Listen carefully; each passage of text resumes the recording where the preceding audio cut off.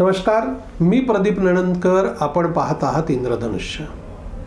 बघा, आपल्याकडे मूल होणं अशा अनेक अडचणी असतात आणि त्यामुळं अपत्य लाभ ही एक मोठी समस्या आहे.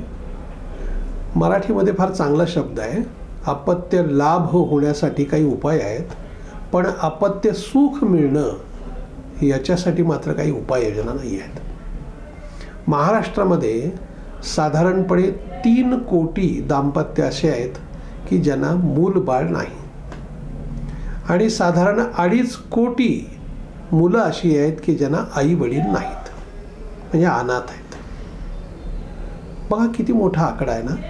म्हणजे ज्यांना मूल होत नाहीत ते नाना उपाय करत असतात.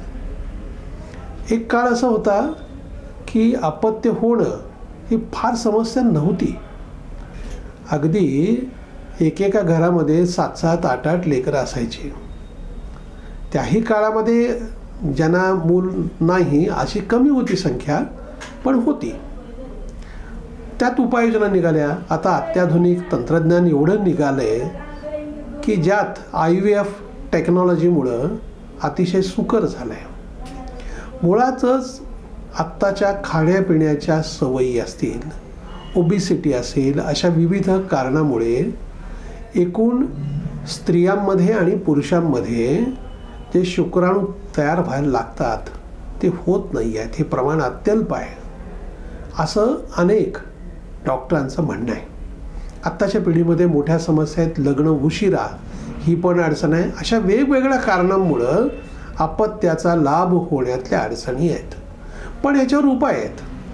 अपत्य लाभ समजा झाला, आता अपत्य लाभ होणं, त्याचं संगोपन हा एक विषय, आणि अपत्याचं सुख मिळणं म्हणजे आपल्या म्हातारपणी मुलं बाळं आपल्या सोबत असणं, त्याला एकूण जुन्या फॉर्मॅटमध्ये अपत्याचं सुख.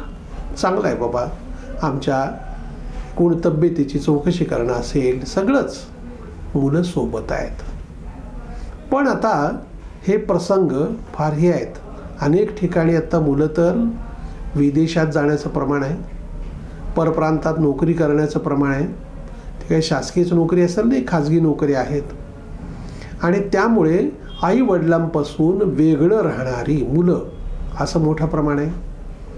अगदी म्हणजे गावातल्या गावात राहिले तरी आईवडिलाबरोबर पटत नाही म्हणून वेगळं राहणारी मुलं हे पण आहे.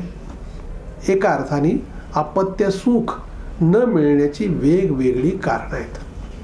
आता सगळा दोष हा पूर्ण मुलांकडेच आहे असं म्हणता येत नाही, कारण काही प्रमाणात आईवडिलांचा पण दोष असू शकतो.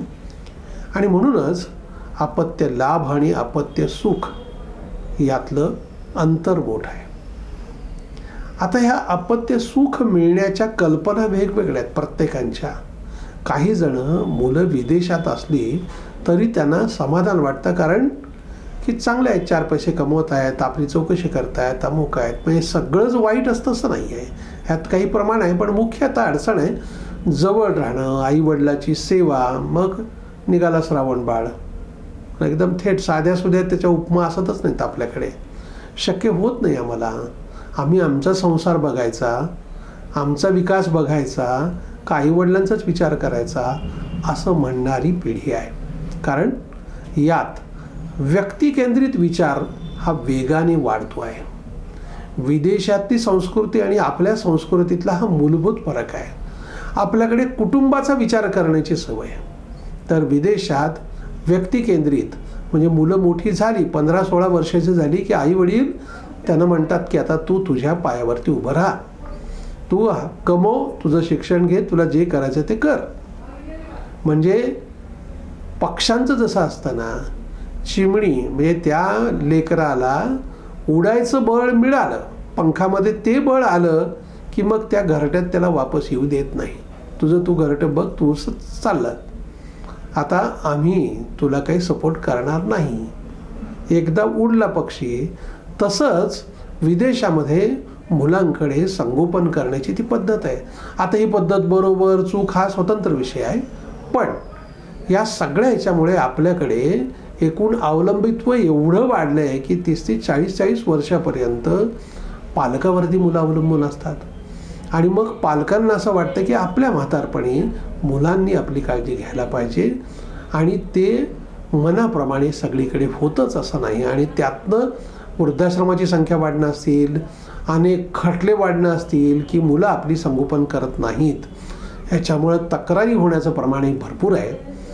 पण आता हे इतक्या वेगाने वाढतं आहे की यात हे प्रमाण कमी करण्यासाठी समाज म्हणून काय करायला लागेल हा एक चिंतनाचा विषय नक्कीच आहे. पण मी जे अगदी सुरुवातीला म्हणालो, अपत्य लाभ होणं हा एक विषय आणि अपत्याचं सुख मिळणं हा दुसरा विषय. हे खरंच सगळे नशिबाचे खेळ आहेत.